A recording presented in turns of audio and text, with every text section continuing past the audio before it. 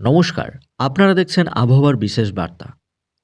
প্রকৃতি যেন তার রুদ্ররূপ ধারণ করতে চলেছে। বঙ্গোপসাগরে সৃষ্টি গভীর নিম্নচাপ এবং পৌষের হাড় কাঁপানো শীত, এই দুইয়ের লড়াইতে আগামী 3 দিন দুর্যোগপূর্ণ এক পরিস্থিতির সাক্ষী হতে চলেছে গোটা বাংলাদেশ। সাগরের বুকে ঘনীভূত হচ্ছে মেঘ, আর এদিকে উত্তরি হাওয়ার দাপট। সব মিলিয়ে শীতের তীব্রতা কমার কোনো লক্ষণ তো নেই, বরং দোসর হিসাবে যুক্ত হচ্ছে অকাল বৃষ্টি। যারা ভাবছিলেন শীত বিদায় নিচ্ছে, তাদের জন্য এই সংবাদটি অত্যন্ত গুরুত্বপূর্ণ। আগামী 72 ঘন্টা বা 3 দিন দেশের আকাশ এবং আবহাওয়া ঠিক কেমন আচরণ করবে এবং দুর্যোগ মোকাবেলায় আমাদের করণীয় কী, তাই থাকছে আজকের এই বিশেষ প্রতিবেদনে। শুরুতেই আসি বঙ্গোপসাগরের পরিস্থিতির দিকে। আবহাওয়া অধিদপ্তরের সর্বশেষ তথ্য অনুসারে বঙ্গোপসাগরে সৃষ্টি লঘুচাপটি শক্তি সঞ্চয় করে এখন সুস্পষ্ট গভীর নিম্নচাপের রূপ নিয়েছে। এর প্রভাবে সাগর উত্তাল। উপকূলীয় জেলা, বিশেষ করে চট্টগ্রাম, কক্সবাজার, মোংলা ও পায়রা সমুদ্র বন্দরের আকাশ ঘন কালো মেঘে ঢেকে যাবে। এই নিম্নচাপের প্রভাবে দেশের বিস্তীর্ণ এলাকায় মাঝারি থেকে ভারী বর্ষণ চলবে। ঢাকা, চট্টগ্রাম, বরিশাল ও খুলনা বিভাগের অধিকাংশ জায়গা, সিলেট ও ময়মনসিংহ বিভাগের কিছু কিছু জায়গাতে আগামী 3 থেকে 4 দিন থেমে থেমে বৃষ্টির সম্ভাবনা থাকছে। এই বৃষ্টি সাধারণ বৃষ্টি নয়, এটি শীতকালীন বৃষ্টি, যা বাতাসের আর্দ্রতা বাড়িয়ে দেবে এবং জনজীবনে ভোগান্তি নিয়ে আসবে। এবার আসা যাক তাপমাত্রার কথায়।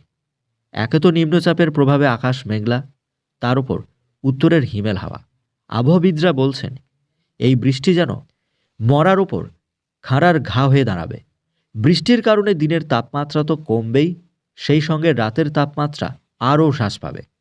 উত্তরের জেলাগুলি পঞ্চগড়, দিনাজপুর, কুড়িগ্রাম এবং চট্টগ্রামের ওপর দিয়ে যে মৃদু থেকে মাঝারি শৈত্যপ্রবাহ বয়ে যাচ্ছিল, তা এখনই প্রশমিত হবে না, বরং বৃষ্টির কারণে বাতাসের ধূলিকণা কমে যাওয়ায় শীতের অনুভূতি বা উইন্ডে চিল ফ্যাক্টর আরও বাড়বে। অর্থাৎ থার্মোমিটারের তাপমাত্রা যা দেখাবে, বাস্তবে শরীরে তা আরও বেশি অনুভব হবে। আগামী 3 দিন সূর্যের দেখা মিলবে না, ফলে দিন ও রাতের তাপমাত্রার পার্থক্য কমে যাবে। শীতের তীব্রতা আরও বাড়বে।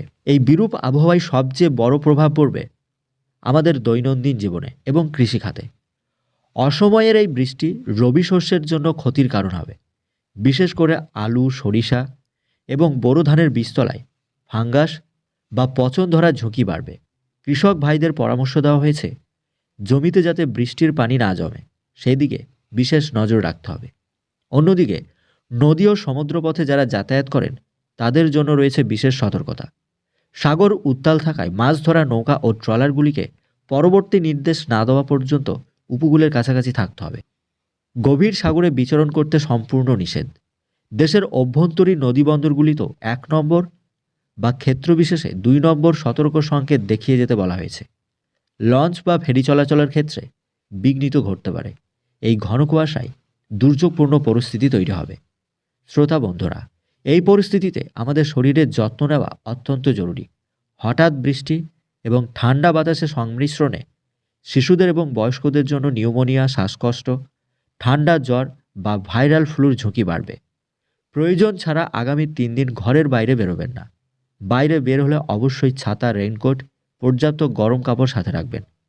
মোটর বাইক চালকরা বিশেষ সতর্কতা অবলম্বন করবেন। রাতে ঘুমানোর সময় বা ভোরে বিশেষ করে কান ও গলা ঢেকে রাখবেন। সবশেষে বলতে চাই, আতঙ্কিত না হয়ে সতর্ক থাকাই আমাদের সুরক্ষার মূল লক্ষ্য। প্রকৃতির এই খামখেয়ালিপনা মোকাবেলায় আমাদের প্রস্তুত থাকতে হবে সবাইকে। আগামী 3 দিন আবহাওয়ার পরিস্থিতির ওপর নজর রাখুন। আমরা নিয়মিত আপনাদের সর্বশেষ আপডেট জানিয়ে যাব। সবাই নিরাপদে থাকুন, সুস্থ থাকুন, ভালো থাকুন। ধন্যবাদ।